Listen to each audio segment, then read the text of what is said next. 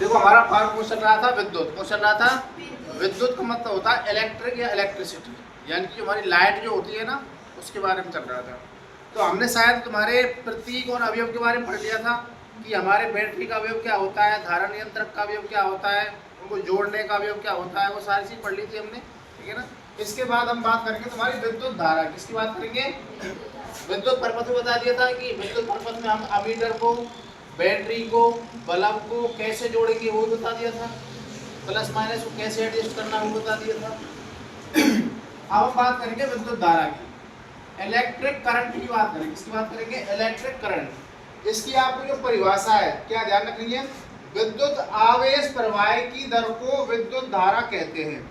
विद्युत आवेश प्रवाह की दर को क्या कहते हैं हम, विद्युत धारा कहते हैं। यानी कि जो हमारे आवेश जो होता है ना, आवेश का मतलब होता है क्यू, क्या होता है क्यू, आवेश प्रवाह की जो दर होती है उसको हम विद्युत धारा कहते हैं। इसका जो मात्रक होता है उसको कहते हैं एम्पियर, क्या कहते हैं एम्पियर।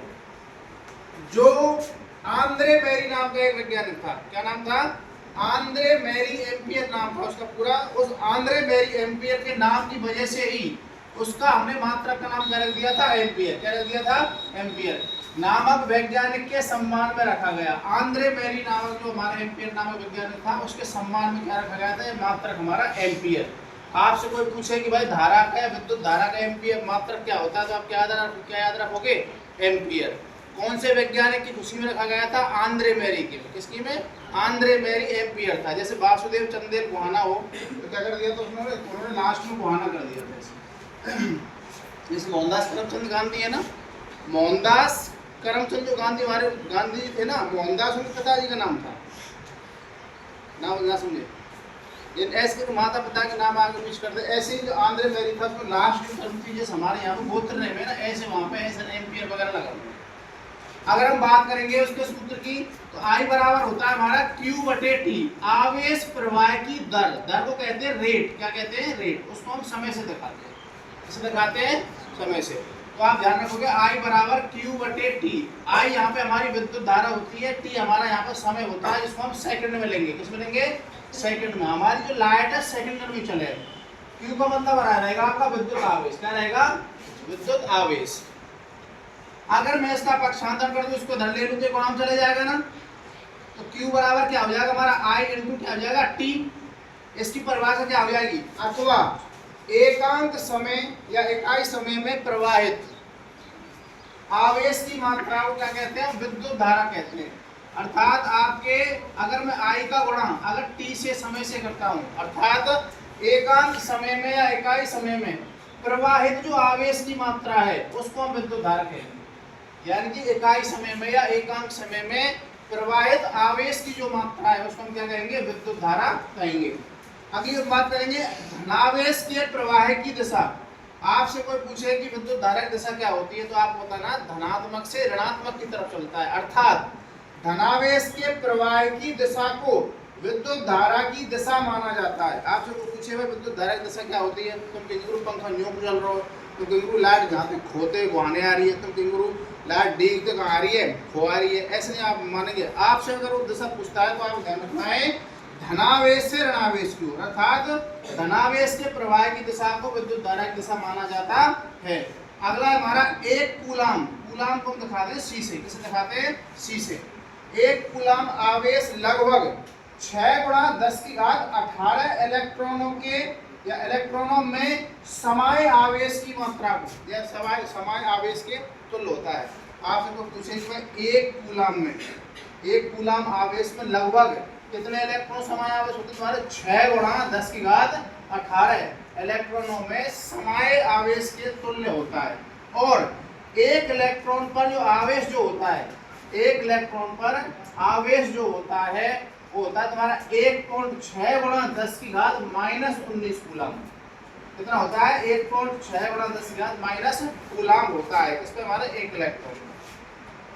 अगले हम बात करेंगे एक कूलाम बराबर अगर हम वैल्यू निकालना चाहें, एक कूलाम बराबर अगर हम वैल्यू निकालना चाहें तो I का मान अगर मैं ले लेता हूं तुम्हारा क्या, I का मान लेता हूं तुम्हारा 6 गुणा 10 की घात 18 इंटू इसका आवेश क्या होता है हमारा 1.6 गुणा 10 की घात -19। अगर मैं 1.6 का गुणा 6 से करूँ कितना हो जाएगा तुम्हारा 16 छिंगी 96, 10 घात प्लस के 18, 10 घात माइनस 19 कितना हो जाएगा 10 घात माइनस के 1। ये हमारा बटे में जाएगा, तुम्हारी वैल्यू निकल जाएगी 0.96 कूलम। कितना निकल जाएगी 0.96 कूलम। पॉइंट के बाद संख्याओं को इंडिविजुअल बोलते हैं, एक एक करके बोलते हैं ना। अब बात करते हैं अमीटर की या एमीटर की। अमीटर की या एमीटर की परिभाषा क्या ध्यान रखनी है, विद्युत धारा मापने के लिए जिस यंत्र का उपयोग किया जाता है, यानी लाइट को मापने के लिए भाई कितनी यूनिट बन गई, कितनी लाइट खर्च हो गई, कितने रुपया को बिल बना हो, उस चीज की जानकारी के लिए हम क्या करते हैं अमीटर का काम लेते हैं। अर्थात विद्युत धारा मापने के लिए जिस यंत्र का उपयोग किया जाता है उसे अमीटर कहते हैं। इसे सदैव परिपथ में श्रेणी क्रम, देखो हमारे दो क्रम होते हैं, एक तो श्रेणी क्रम होता है, एक समांतर क्रम होता है।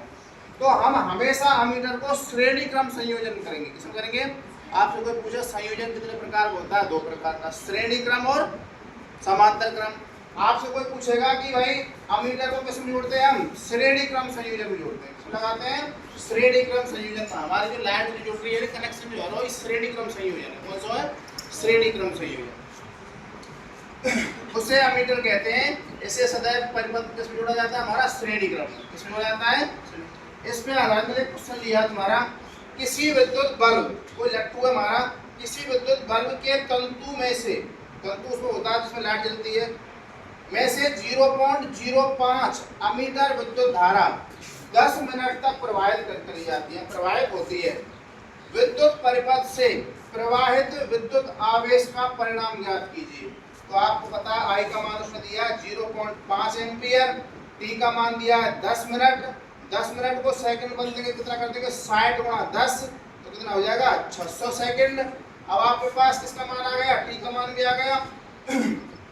आई का मान तुम्हारे पास है ही, आई बराबर क्या होता है क्यू बटे टी। कितना होता है क्यू बटे टी। अगर मैं क्यू बराबर करूंगा टी इधर चले जाए, गुणा में क्या हो जाएगा आई टी।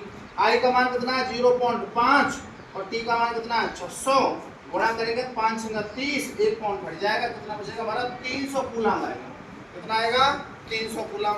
बताओ कोई दिक्कत है, आपको सीधा सीधा विद्युत धारा की परिभाषा याद रखनी है। विद्युत धारा का मात्रक क्या होता है, एम्पियर होता है। विद्युत धारा में अगर सूत्र की बात करें तो आई बराबर क्या ध्यान रखना, क्यू बटे टी।